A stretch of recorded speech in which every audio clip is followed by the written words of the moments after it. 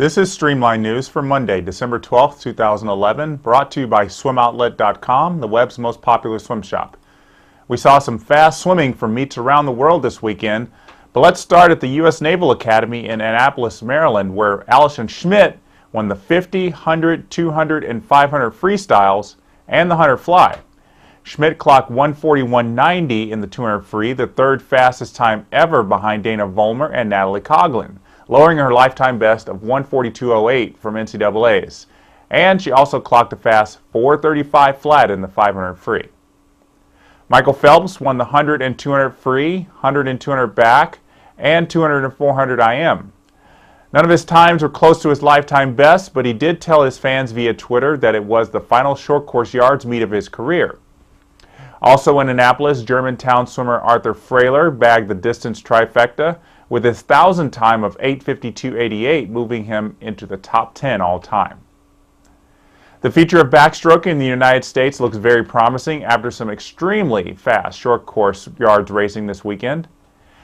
At two meets, three teenagers swam the 200 backstroke, with all three swimming in the 140 range. First up on Saturday was the duo of Jacob Pebley and Ryan Murphy at the Junior National Championships in Austin, Texas. Pebley got to the wall first in 140.79, with Murphy just a little bit behind in 140.90.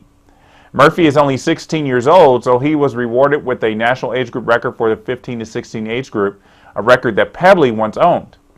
Pebley is 18 years old and missed the national age group record for the 17-18 age group, which is 140.53, or at least that was the national age group record. On Sunday, Jack Conger stepped up at the Tom Dolan Invitational in Maryland, winning the 200 back in 140.41 and taking ownership of that national age group record.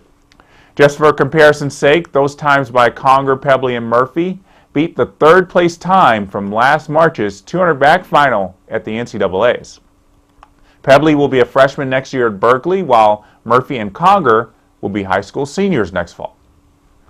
Since implying last week that he could take down Ian Thorpe in the 200 free, all eyes have been on James Magnuson this weekend at the Long Course Queen State Championships. Magnuson started off his meet quietly on relay day on Friday with some very fast relay splits. He started with a 48.36, anchoring his team's 400 medley relay, then came back a couple of hours later and posted a 48.06 as the anchor leg of the 400 free relay. As a point of reference, half the swimmers couldn't go that fast with relay starts in the 400 free relay final at the World Championships, and Magnuson just did it in the middle of heavy training. The workload seemed to get the better of the 100 free world champion, as he wasn't able to win the 200 free final on Saturday, placing second in 149.09. McAvoy got the win there in a lifetime best of 148.08, continuing his upward trajectory at just 17 years old. Magnuson will be racing the individual 100 free today. So far, the best time swum this since Worlds was a 48.06. Stephanie Rice has withdrawn from the meet, citing shoulder problems. This is the same shoulder she had surgery on last year, and her coach Michael Bohl told the media the injury might prevent the Olympic gold medalist from the work needed to defend both of her IM titles in London, but that it's also too soon to jump to that conclusion. Emily Seebohm didn't have the kind of summer she hoped for, but she appears to be bouncing back, swimming at 59.37 in the 100 backstroke, unshaved and unrested. No swimmer has been under 100 in the long course 100 back unrested since the World Championships, so for now, Seebohm can hold on to that distinction.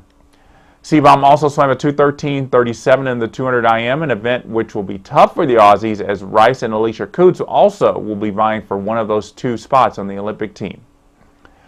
Over in Szczecin, Poland, the European Championships resulted in some major changes to the short course meters world rankings. Maria Belmonte Garcia took 4 wins over the course of the meet, with world best times in 3 of them. After winning the 200 fly and 200 IM on Thursday, Belmonte Garcia clocked 3:58.39 to win the 400 free on Saturday, by far the top time in the world this year and just off Laura Manadou's textile best of 3:56.09, and she now stands as the 5th fastest performer of all time. Belmonte Garcia also won the 400 IM on Sunday. Double Olympic champion Britta Steffen swept the 50 and 100 free, improving upon her world-leading time in the 100 with a 51.94. World Championship silver medalist Lotta Friis clocked 8:07.53 in the 800 to crush Coralie Balmy's previous top-ranked time by more than 7 seconds. And local favorite Konrad Cherniak, the silver medalist behind Michael Phelps in the 100 fly at Worlds this summer, had a great meet, swimming a 49.62 for the top time in the world in the 100 fly and 20.88 to put himself at the top of the world in the 50 free. Daniel Gierta won the 200 breast in 2:02.37, eclipsing Ed Moses' long-standing textile best of 2:02.92 from back in 2004.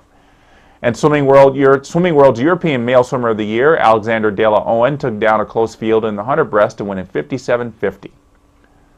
Also this week, we lost a great name in the swimming community. Danish swimmer Ragnhild Vegger passed away at the age of 90, according to the Washington Post. Vegger set world records on 44 different occasions and earned an Olympic silver medal in the women's 400 freestyle at the 1936 Olympic Games in Berlin at just 15 years old. That's it for Streamline News Today. Thanks for watching.